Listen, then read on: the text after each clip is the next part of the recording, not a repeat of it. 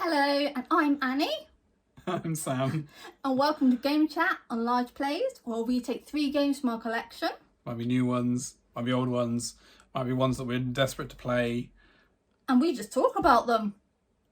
At each other, to each other, with each other. Around each other. Around each other, you have to go around.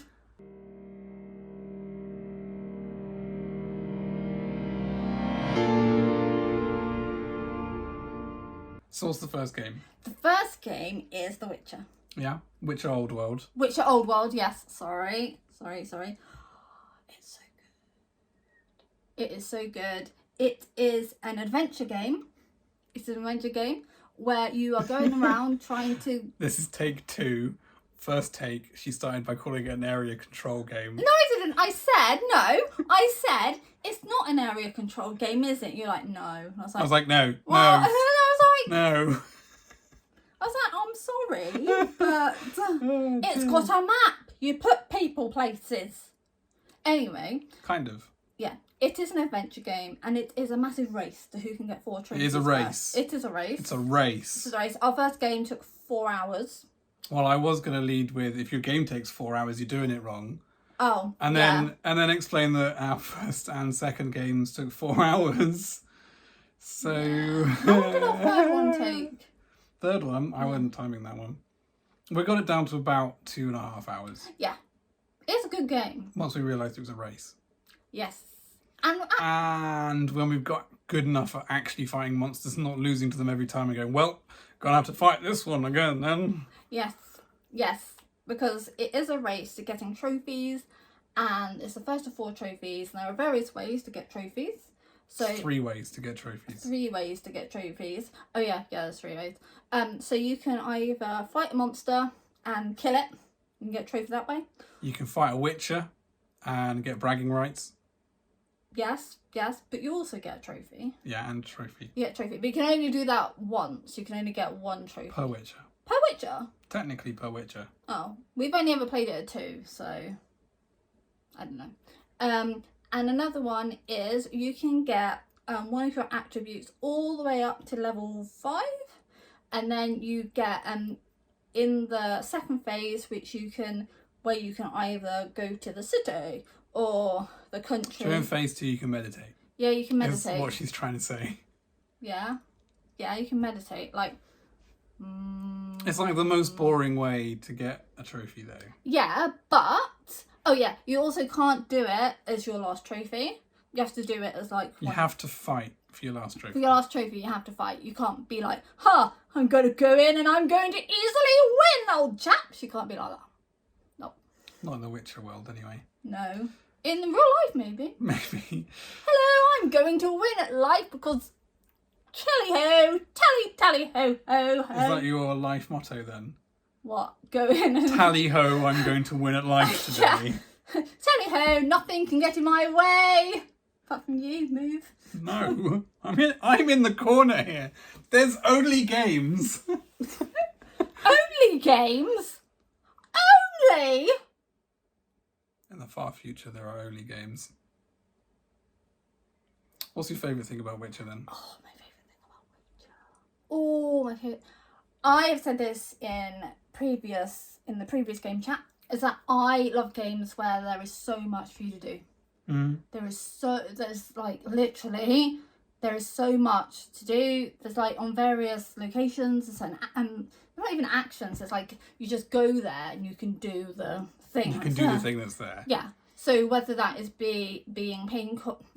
whether that is bad grammar, whether that is paying coins to up one of your attributes. You can play dice poker, either with patrons or other witches. Yep. To earn money. Yep.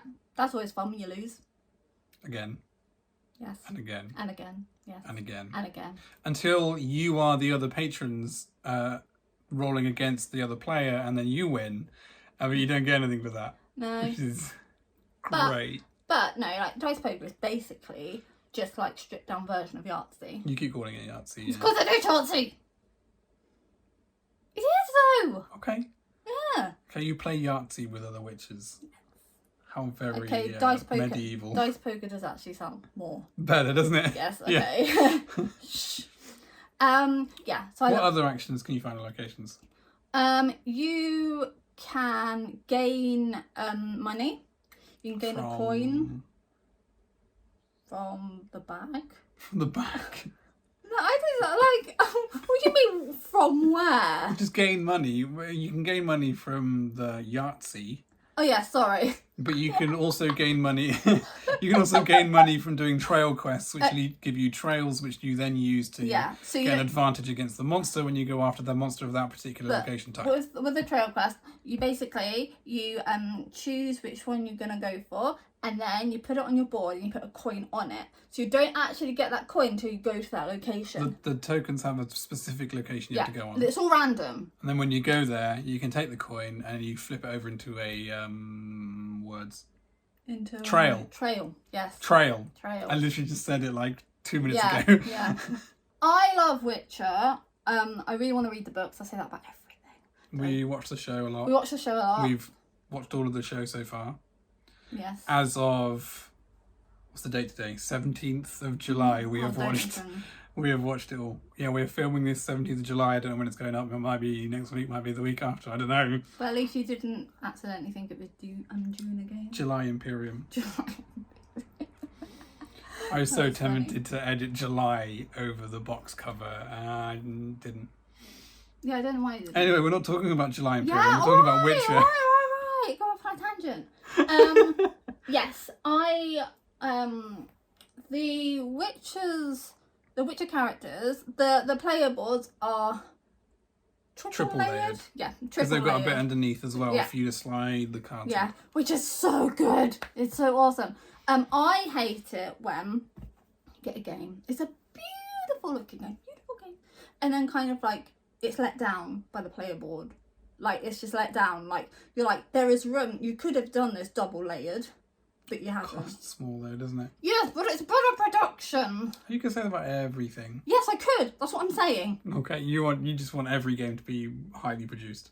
Well, yeah. I mean, maybe not like. I mean, yeah. Maybe not Monopoly. Who gives a monkeys about Monopoly? Is there anything? Cue all the angry comments. Is there anything you don't like about Witcher? Me first. I don't like how fiddly it is. He doesn't like the setup.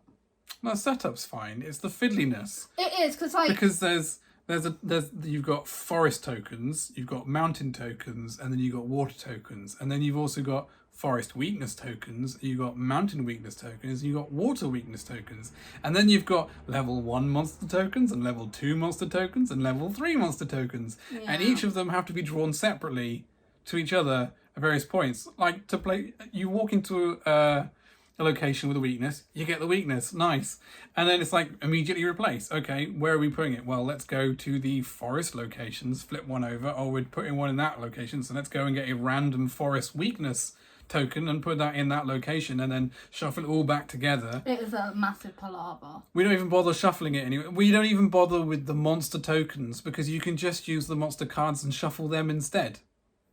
Which is so much easier. It's a good game, but it's down long. By that.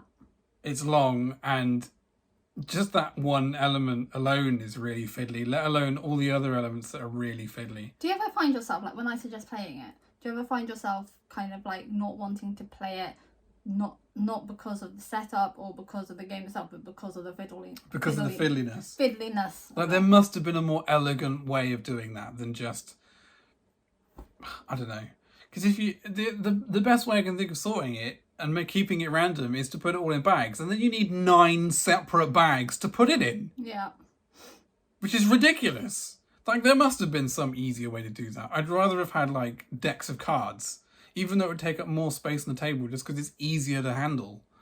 Yeah, decks of cards are definitely easier to handle. Another thing I'm getting on a soapbox here. Another thing that I don't really like. Taller than usual. Another thing I don't really like is how hard it is to read.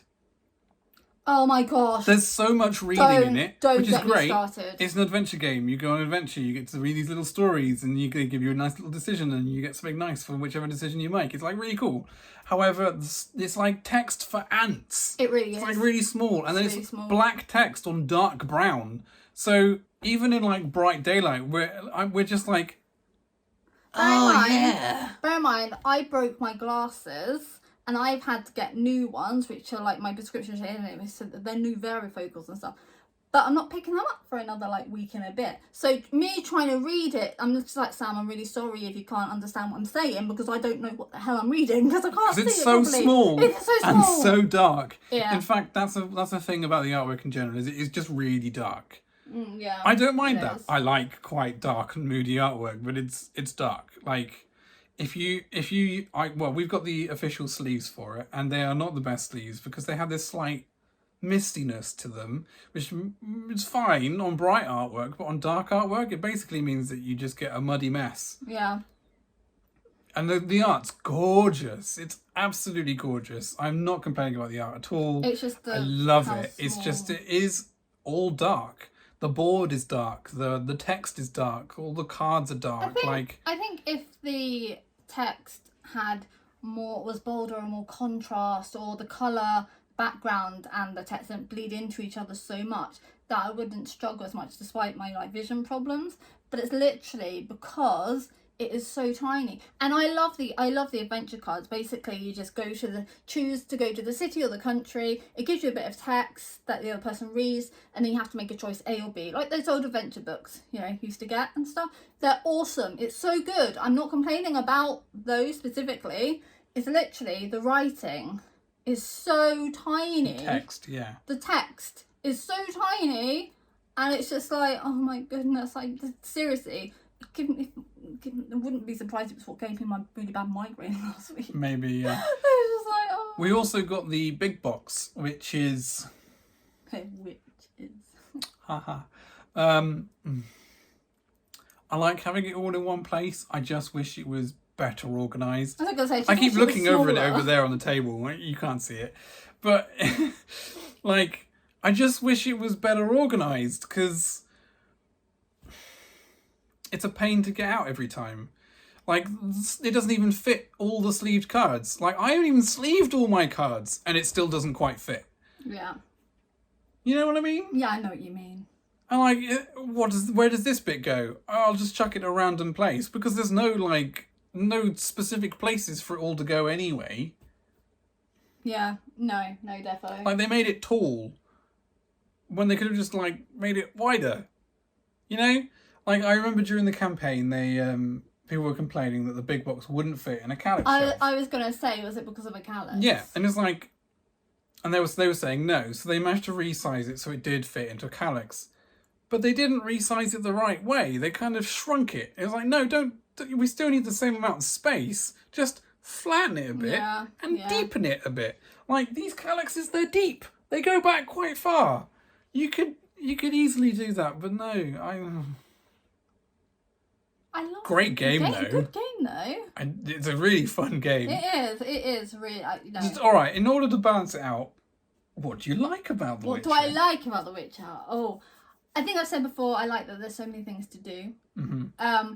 I love the art on the cards. Mm-hmm. I love how you can, the cards you get and stuff, you can end up making combos through the colours and stuff. That's my favourite bit. So you'll have a card which is basically a red, say like it's red, and then it'll have a little tab next to it that might have a blue on it. And then if you play another blue, if you play a blue straight after that red, you can get like a bonus damage or a bonus card, and then you can keep the combo going on and on and on. You can carry the combo going as long as you can keep playing cards. So then that's where the deck building element comes in, because you start crafting your deck to go into certain combos. And then with Monster Trail, there's also the mutagens, which then give you special additional bonuses like if you can play certain like if you start with a green and end in a red, you might get like an extra damage and extra shield. So then you're picking up reds and you're picking up greens and you're picking up cards in the middle that will bridge that gap between them, or greens that go directly into reds. So I really like that. Like, it's an interesting different way of doing deck building as well, because you just get a card every turn. You don't have to pay for it. No, you don't have to gain one though. You do have to get but that's fine because that means you're also gaining life every time because during combat your deck is your life. So also the bigger combo you do, the less life you have, but it weirdly works because you're probably doing more damage anyway. Yeah. I really like the combat of The Witcher. I really like the exploration of The Witcher. I like the general appearance and the production quality, barring those small issues. Like, it's an 8 out of 10 game for me. Yeah. That gets brought down to like a 7 because of the niggles. Because of all the problems with it. Yeah, I don't disagree. I think I'd probably maybe be, if I did half scores, I'd be sitting at like 8.5, and I think the niggles will make it to an 8 for me. Because like literally during our last game, I was there thinking, you know what, this is a solid 7.8 game. Yeah. Because it's like, it feels like an 8 when you're playing it, but then when you start reading the small text or you have to draw tokens constantly, you're like, I'm bored of this now. It's not quite an 8. But it, like, 7 just doesn't really do it as much justice. So, I don't know. Yeah. I've sort of settled on a 7 out of 10. Yeah. What are we talking about next? We are talking about Button Shy's Skulls of Sedlec. Well, that's a good game. It's so good. It's so small. You can probably grab it from here, can't you? Yeah, I could. Well, no, actually, it's a bit... I'm not gonna. over there. I do like the way that we've structured this, going from big production of The Witcher in a 12-foot by 12-foot by 12-foot box, full of miniatures, all these on like thousands of cards, and now we're going to talk about Skulls of Sedlec, which comes in a tiny little wallet and is made of 18 cards, and that's it. But it's so good. They're not even double-sided cards either. No, but they're so good, and there's so many expansions for it. Basically, we bought 5 expansions. Yes. Basically, what you do is you have you set out a certain layout of cards and stuff, and you start with 1 in the row turned face up, and then you... Oh, sort of like a face down market, isn't it? Yeah, it's a face down market. Basically, what you can do is you can take one of 3 actions. You can either pick up a face up card, you can dig, and that's turn over the card, the top card of 2 piles, and then choose which of one of those 2 piles you turn over that you're going to take. Or you can play a card in front of you. Now, the layout you have to, it's like a pyramid. So it's like 4 cards on the bottom, 3 on the next row, and then 2 on the top row. For 2 player. For 2 player. For 3 and 4 player, it's 3, 2, 1. Okay. Which we haven't done yet. No. And then... Although... we have played at both 3 and 4, and it was a mess. It was a mess, yes. Because of the card selection we used, because we were like, why not, we'll try it. Yeah, I mean... But 2 player... Yeah, so playing according to the rules. Yeah, for a change. According to the rules, Skulls of Sedlec's a really good game. No, it is so good, and basically it's just like... it's one of those games where cards score points off of other cards. So kind of like... It's an adjacency puzzle, isn't it? Yeah, a bit like King Domino, but with cards a bit. And or most tile laying games, I guess. Yeah. And it's really good. And basically it's such mental gymnastics trying to work out where to put stuff to maximise your points. Like you can have... There's cards which are criminals, which only score if they're adjacent. Next to a priest. But the priests only score if they're the only one on that level. Yeah. You've got royals who score for every peasant and royal beneath them. And peasants are just happy to be there. Peasants are just a point by themselves. Yeah. And there's romantics who want to be paired together. But if they're not paired, nil point. Yeah, nil point. Like Eurovision there.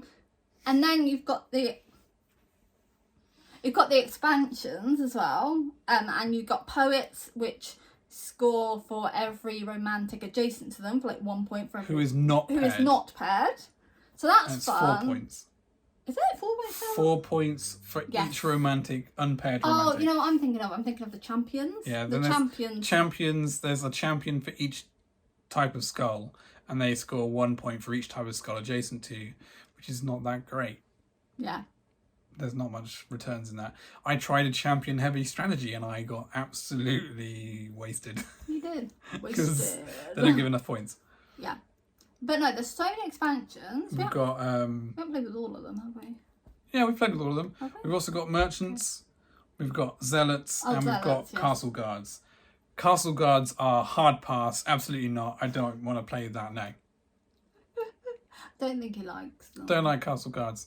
Castle guards score for every royal that they're above, but royals already want to be quite high up in the pyramid. Yeah. So then where are you putting the castle guards? Yeah. And then it just means that now you've got 6 extra cards which clog up the early game because no one wants to pick them up because they want to go on the top. No, I'm not. Thankfully, it was like castle guards. I didn't really. Yeah, but Button shy is really nice and cheap. Is where I'm going with that. Yeah. Unfinished sentence. I think that's the only one though.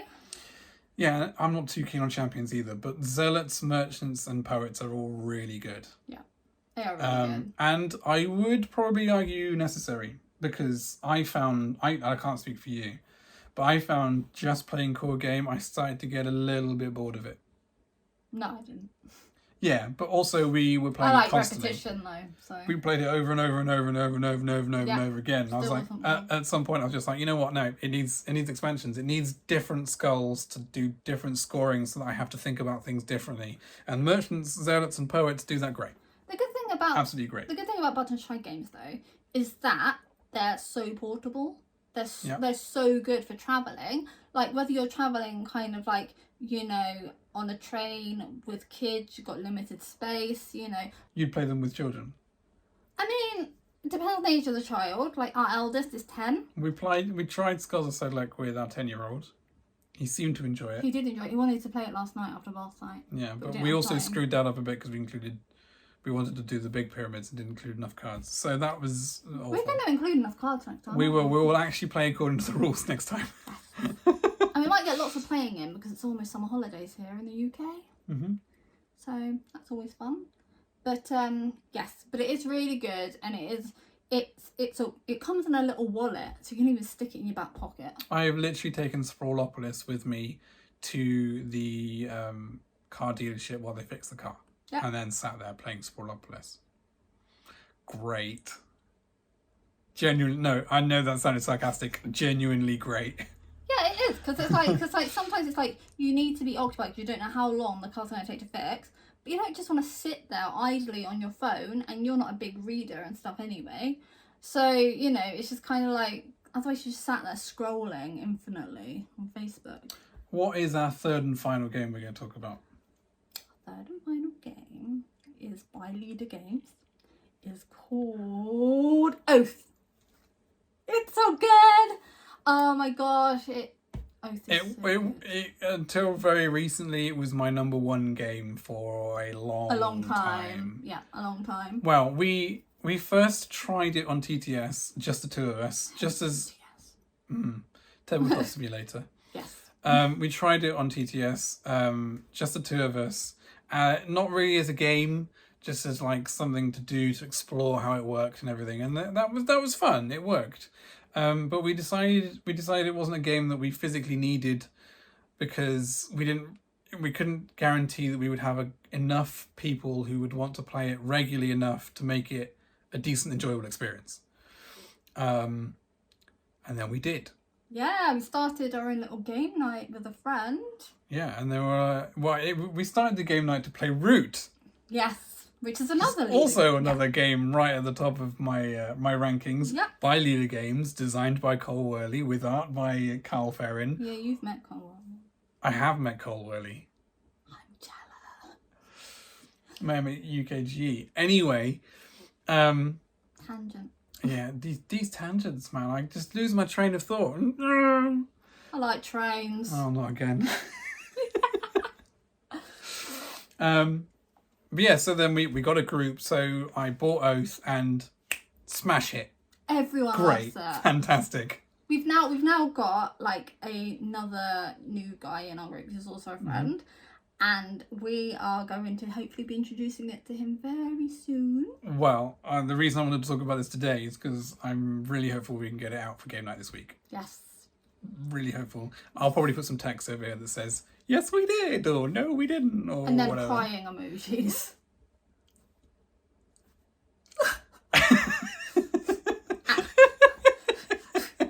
Ugly crying face. Shall we actually talk about Oath, though? Yes. Oath is good. What is Oath?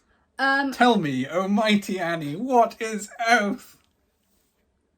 What, you're a freaking slave and yourself. I was being the slave. You are the mighty Annie. Yeah. The mighty Annie. The mighty oak tree Annie. A mighty mouse? Oh, a campaign game. Ish. Technically. Not really.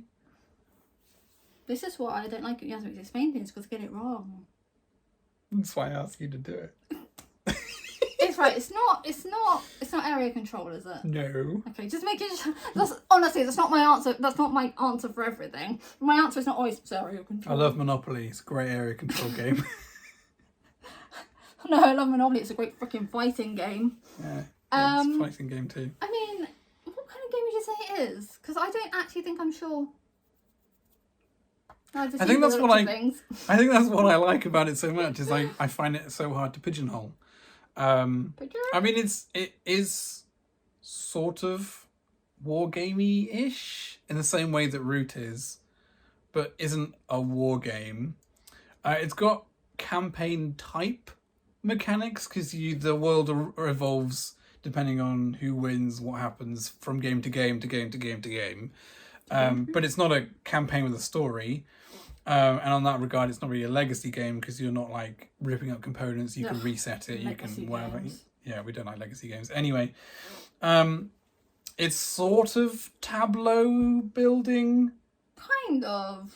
Because you've got the board and you're putting all the cards out onto the board, and then you can use the abilities of the cards when you go there, if you control that region. So, and then you've also got your own private little tableau of your own hand on your board. I don't really know how to describe it. I don't feel so stupid now. No, not about Oath, no. Hey! What's that supposed to mean, dude?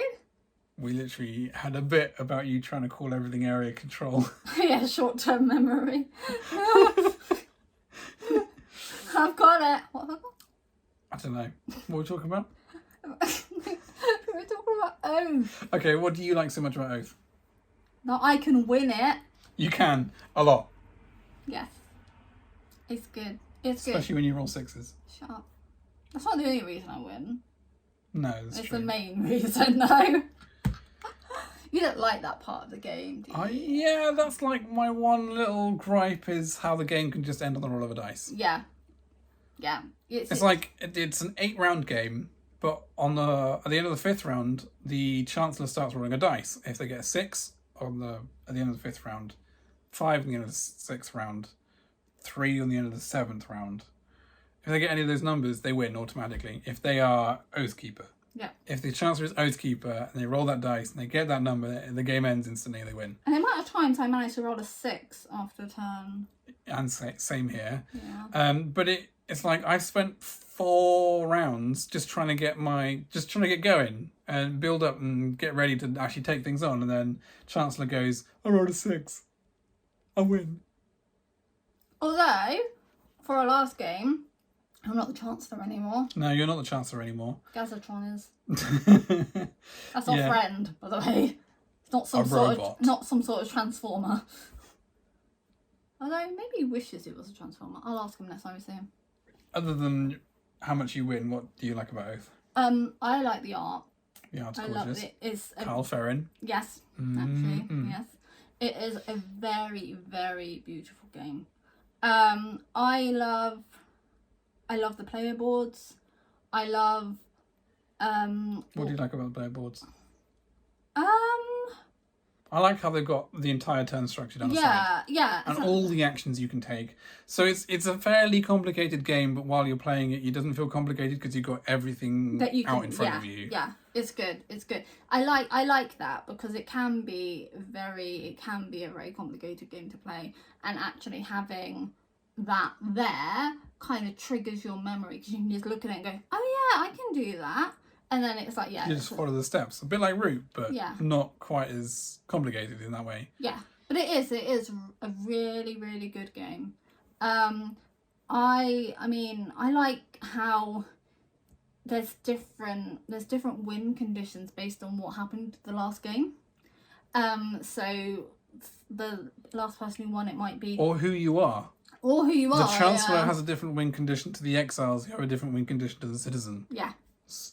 Yeah, so you're all playing your own kind of game, but also trying to keep tabs on what other people are doing. It's like a push and pull of alliances. Yeah, and sometimes it's like you might be like, two people might be the citizens and stuff, and obviously they both want to win, but then they also kind of know that if they don't work together at some point, the Chancellor's going to run off with it. Or with citizens, the Chancellor and the citizens might be working together, but then the citizens are trying to work together in a way that benefits them, and not the Chancellor. They only win if the Chancellor wins, but they achieve their extra bit. Yeah. So they want to help the Chancellor to win while also achieving their own thing. And the Chancellor wants the help that they offer, but also is trying to thwart what they're trying to do, which creates this really interesting dynamic. It is such a good game. We've played it twice in one night before, didn't we? We did, yeah. We did. It was so good. It's so good. And it's like, as I said, like, we played it with Gazatron, one of our like friends who comes to game night and stuff. But we haven't tried it with Neil yet. No. But we're hoping to on Friday, because that will be quite Wednesday. Is Wednesday this It's Wednesday. Because I think it'd be quite interesting playing it at 4. Right, because normally We played it at 4 once. With who? Ryan. Oh yeah. We have played it at 4. Oh, yeah. It's very enjoyable at 4. Yes. It's very enjoyable at 3. Not enjoyable at 2. No, because with 2 you kind of, I have to. If it was more enjoyable at 2, we would play it all the time. Okay, although maybe not all the time. We've got other games. Although when we first got it, we played it 6 game nights in a row. Yes, we did. Because we really enjoyed it. Yes, it is a really good game. It's been a long time since we had it out. Yeah, because we've had so many other new games and stuff. Anything else you want to say about Oath, or should we start wrapping this up? With a little bow on top. Oh, a little cherry. Oh yes, it's not a bow, it's a butterfly. With a little butterfly on top. Yes, with a little butterfly on top. I thought I'd,